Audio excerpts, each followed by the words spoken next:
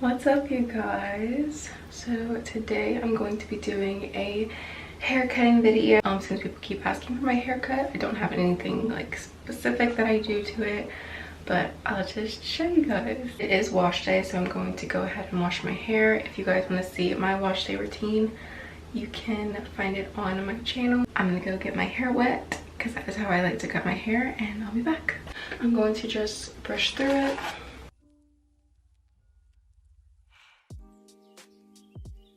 I'm going to part it all the way down the middle from the front to the very back. I might actually do it this way because I have a mirror in front of me.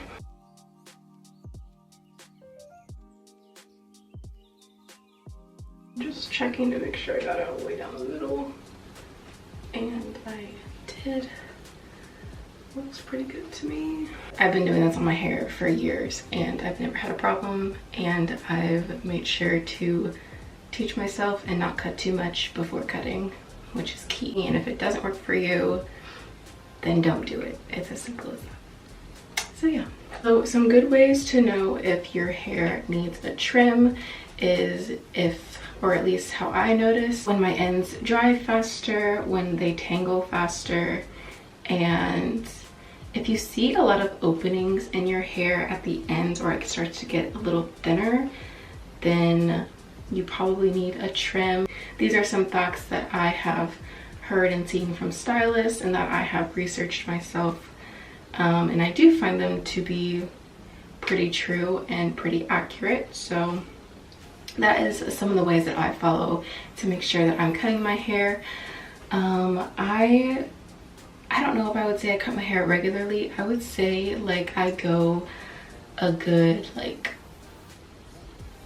maybe like 4 to 6 months between each cut. Whenever I go back to look at the last time I cut, it's been about that time period, and that just works for my hair because I feel like it doesn't need it so often. Both sides brushed. I'm going to start with one side and make sure it's not behind my ear because that's going to kind of throw off the hair cutting. Completely straight, going all the way down. And here I just take my 2 fingers to hold and secure where I want to cut. Then taking my brand new cutting scissors. They're so nice, oh my gosh. And just starting the trimming process. Any parts that are sticking out or that are uneven from the rest of my hair.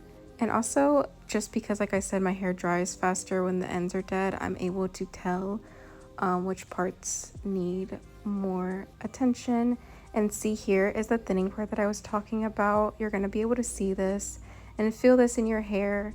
I typically feel it more when my hair is wet than obviously when it's dry and curly because it's harder to tell. Also, when you're cutting your hair, always make sure that your head is straight. The only thing that I was doing was looking down, and that's why I had my hair pulled up. This just makes sure that everything is even.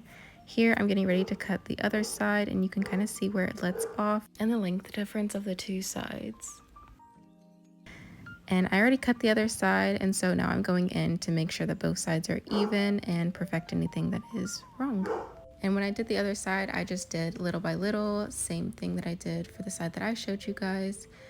And like I said, I'm just going in and making sure that both of these sides are even, because all I do is cut my hair straight across, and I just cut off maybe an inch or 2. I feel like people always ask me what my haircut is just because my hair goes at different lengths when it's curly, obviously, but I've literally had the same haircut my entire life. I've never liked layers or anything. And here is what the back looks like.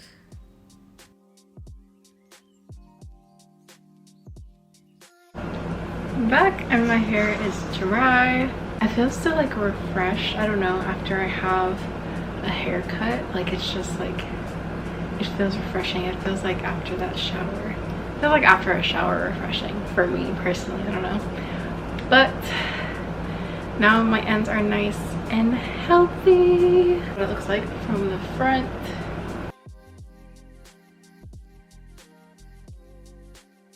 Thank you so much for watching.